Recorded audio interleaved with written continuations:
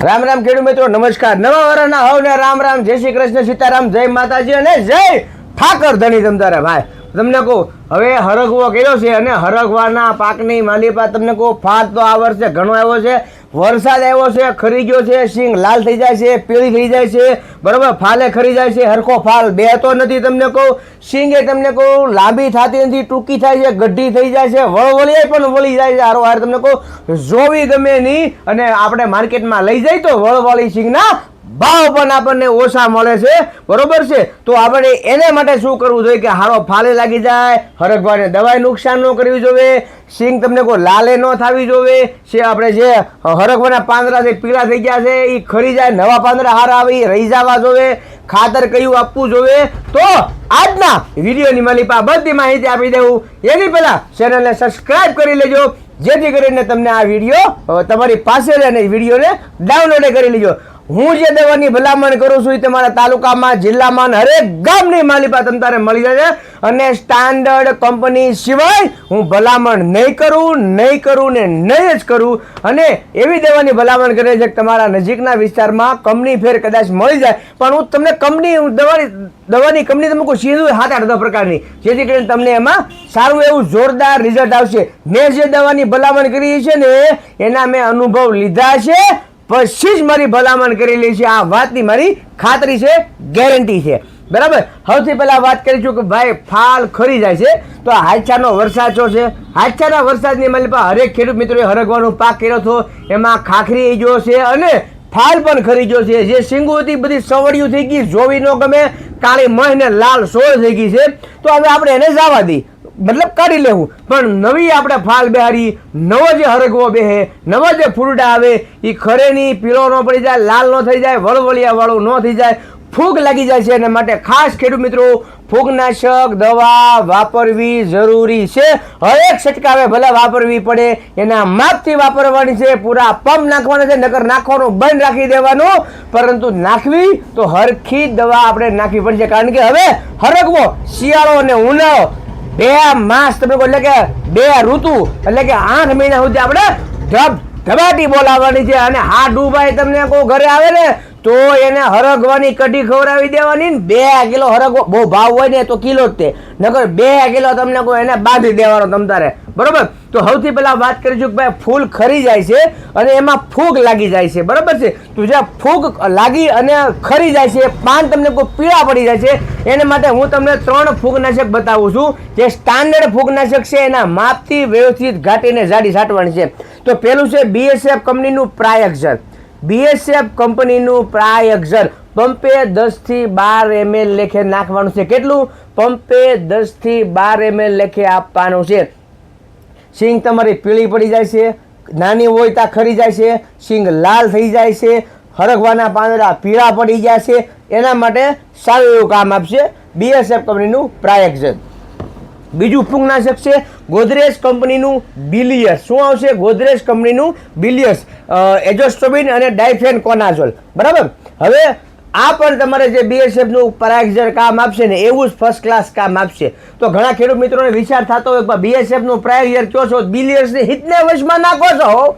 કારણ કે અમુક ઠેકાણે તમને BSF નું પ્રાયક્ષર ન મળે તો તમને બિલિયસ પણ ગોદરેજ કંપનીનું મળી જાય. ગોદરેજ કંપનીનું તમને ન મળે તો ધાનુકા કંપનીનું ગોડીવા આવે એ હાલે છે, સિજન્ટા કંપનીનું એમિસ્ટા ટોપ આવે છે, એ પણ તમારે ચાલે. પંપે 10 થી 15 ml લેખે આપવાનું છે. સિંગ તમારી વળવળિયા થઈ જતી હોય, સિંગ લાલ થઈ જતી હોય, સિંગ ખરી જતી હોય, ફૂલ પીળા થઈને અમુક ટકા હાવ ખરી જતા હોય, કાળા મય થઈ જતા હોય, ઝાકળ લાગી જતો હોય, તો એના માટે તમને કહું બેસ્ટ છે પંપે 10 ml લેખે ફૂગનાશક, બરોબર. બીજું એક ફૂગનાશક આવશે કોટેવા કંપનીનું ગેલેલિયો વે, જેમાં પિકોક્સીટ્રોબિન અને પ્રોપિકોનાઝોલ છે. આ પણ હરગવાની સિંગમાં જે ઝાકળ લાગી જાય છે, હરગવાની સિંગ તમને કહું જે ફૂલ છે એ કાળા મય થઈ જાય છે, ખરી જાય છે, હરગવાની સિંગ જે વળવળિયા થઈ જાય છે, બરોબર. તો એમાં પણ તમને સારો એવો ફાયદો આપશે. એટલે આ કેમેરામેન બતાવો ખેડૂત મિત્રોને, આ 3 ફૂગનાશક તમારે લઈ લેવાના છે વ્યવસ્થિત રીતે. જો તમે કોટેવા કંપનીનું ગેલેલિયો વે લો તો પંપે તમારે 20 થી 25 ml લેખે માપ આપવાનું છે.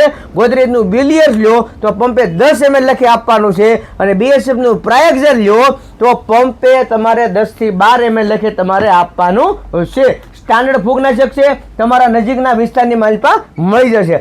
હવે ઘણા બધા ખેડૂત મિત્રોનો પ્રશ્ન એ પણ હતો કે હિતેશભાઈ તમે જે હરગવાની દવા બતાવો છો મળી જશે, ફૂલ ખર્ચા અટકાવી દી, પણ નવો ભાવ બેહારવો હોય તો શું કરવું પડે? કારણ કે ભાવનો લાભ લેવા માટે સિંગ હોવી જરૂરી છે, બરાબર છે, અને એને ગરમ પણ ન પડવી જોઈએ. તો એવી એક જ દવા છે જે તમારે આપણે મલ્ટીપ્લેક્સ કર્ણાટકાનું સમરસ આવે છે. શું આવે છે? બાયોસ્ટિમ્યુલન્ટ મલ્ટીપ્લેક્સ કર્ણાટકાનું સમરસ. આની અંદર 18 પ્રકારના અલગ અલગ તત્વો આવે છે જે હરગવાના પાકની માલિપા બહુ સારી રીતે કામ કરે છે અને આપણને એમાં બહુ સારો એવો ફાયદો મળે છે. નવો ફાલ બેસે, હરગવાને પીળો નહીં પડવા દે, હરગવાની શીંગોને લાલ નહીં થવા દે, બરાબર છે. જે ફાલ ખરી જાય છે ફાલ ખરવા નહીં દે, એને જે કાંઈ પોષણ જોવે છે એ મળી રહેશે. અને નીચેથી મૂળિયેથી પણ આ તમે દવા નાખી હોય તો હરગવાને બળ કરાવે ખરો. કારણ કે મૂળિયા બુળિયા એને હજર તાકાતવાર થઈ જાય ને તો તમે જે કાંઈ નીચે ખાતર પૂતર આપ્યું હોય ને લઈ શકે સારી રીતે અને નવા ફાલ પણ બેસાડી શકે, બરાબર. જ્યારે તમે સમરસ નાખો ફાલ બેસાડવા માટે, સરગવા માટે, તો એ યાદ રાખવાનું ખેડૂત મિત્રો 2 થી 3 વખત ફરજિયાત પ્રમાણે 8-10 દિવસના ગાળે આપવાનું છે. તો તમને એની સાયકલનું સારામાં સારું પરિણામ મળે ને મળે. પંપે આપવાનું છે, ફક્ત 40 ml લેખે આપી દેવાનું છે, કચાવી છાંટી દેવાનું છે. હવે ઘણા ખેડૂત મિત્રોનો પ્રશ્ન હતો કે હિતેશભાઈ ફૂલડાની માલિપા ધનેડા જેવી જીવાત આવી જાય છે, કોક માઇનર 3 પણ લાગી જતી હોય છે અને ઈયળ પણ એમાં આંટો મારી જાય છે. તમને કહું ઈયળ કેવી આવે છે એની અંદર? હાવ પાણી કલરની આવે છે, ધોળી, અને ખબર એ નોરી હોય કે કેટલું ખાઈ ગઈ છે. તમને કહું સમજ્યા? આપણે જેમ પાર્ટીમાં બેઠા હોય ને લોટકો માણા 2 રોટલા વાળી જાય ને હડફનારાના એમ તમને કહું ખાઈ જાય છે ઈયળ તે, અને આપણને ખબર પણ રહેતી નથી. તો એના માટે તમને કહી દઉં છું ખાસ ખેડૂત મિત્રો, ધાનુકા કંપનીનું EM1 આવે છે, ધાનુકા કંપનીનું EM1 આવે છે. એક પંપે 10 ગ્રામ લેખે આપી દેવાનું છે. કેટલું? એક પંપે 16 લીટરની આપણી જે પાણીની ટાંકી આવે છે પંપની, એમાં 10 ml લેખે તમારે 10 ગ્રામ લેખે તમારે એમાં આપી દેવાનું છે. કોઈક માઇનોર થ્રીપ્સ હશે તો એ મરી જાય, ધનાડા જેવી જીવાત હશે તો એ મરી જાય, અને લીલી લશ્કરી કાબરી ગુલાબી હીરા ભંધુ કે તમને કોઈ પાણી કલરની ઈયળ હોય ને તોય જાય હેઠી હડફનારાની. પરંતુ 16 ગુઠાના વીઘા પ્રમાણે તમારે 4 પંપ આપવા પડે.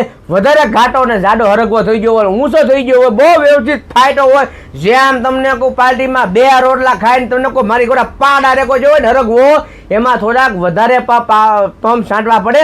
કારણ કે જેટલી હરખી દવા એને ઘાટીને જાડીને વ્યવસ્થિત લાગશે એવું તમને પરિણામ સારું આવશે.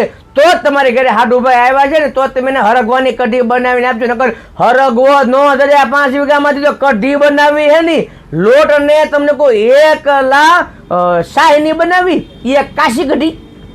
એટલા માટે EM1 આપવું જરૂરી છે. હવે ઘણા ખેડૂત મિત્રો કહેતા હતા હિતેશભાઈ અમારે પાણી પાવાનું હોય, પાણીની હારે અમારે ખાતર આપવાનું હોય, અને ઘણી વખત ખાતરમાં ભૂલ થઈ જાય છે તો હરગવાનો ફાળ આવે છે હેઠો હડફનારાનો. તો એના માટે શું કરવું જોઈએ?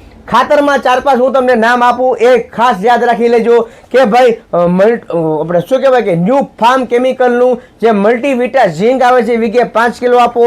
એ ન હોય તો ઓમકારનું ઝીંક આવે છે એ આપો. બે સારું જ છે. ઓમકારના ઝીંકમાં સલ્ફર નહીં આવે અને મલ્ટીવિટા ઝીંકની મારી પાસે સલ્ફર ભેગું આવશે. તમને એમાં એ ફાયદો પડશે. એટલે મલ્ટીવિટા ઝીંક વીઘે 5 કિલો લેખે આપો. એમોનિયમ સલ્ફેટ તમતારે વીઘે 10 કિલો લેખે આપો.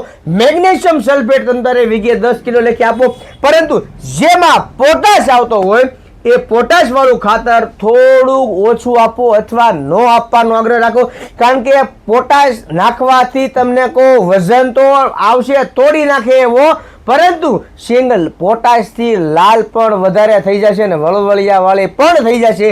એટલા માટે જો ઓછો પોટાશ આપો અથવા ઓર્ગેનિક પોટાશ આપો, ઓર્ગેનિક પોટાશ આપો તો વેલ એન્ડ ગુડ, બરાબર છે, સૌથી સારામાં સારું. જેમ કે આપણે એગ્રોસેલનું મહાલાભ આવે એમાં ઓર્ગેનિક પોટાશ આવે છે, જીવીનનું બાયો પોટાશ આવે છે એ પણ ઓર્ગેનિક પોટાશ આવે છે, બરાબર. એવી રીતે ઓર્ગેનિક પોટાશ તમને મળતો હોય તો વધારે સારું પડશે, બરાબર. નકર પછી જે સિગ્મા કંપનીનું સુપિક સોઇલ ગા ભા કરી નાખે, સુપિક સોઇલ મોટા ભાગ ગમે એ પાકની માલી પાક દૂધિયા તુરિયા કારેલા રીંગણા બટેટા તમને કોઈ હરગવો હોય કે પછી ગાજર મૂળા કે કોબી કર્યા હોય કે કપા કર્યા હોય તલ કર્યા હોય મગ કર્યા હોય અડદ કર્યા હોય બાજરી કરી હોય કે તમે જીરું છે ધાણા છે ચણા છે કે વરિયાળી છે બધા જ પાકની માલિપા સુપીક સોઇલ 500 ml લખી તમારે પાઈ દેવાનું છે 16 ગુંઠાના વીઘા પ્રમાણે અથવા તો 1 એકરના માપ પ્રમાણે તમે 1 એકર જમીન હોય એમાં 1 લીટર તમે પાઈ ગયો તો જબરજસ્ત જોરદાર પરિણામ આવશે કારણ કે આની અંદર એક તો માઇકો રાજ આવશે એટલે કે એટલા મૂળિયા થઈ જાય તમને કોક જેમ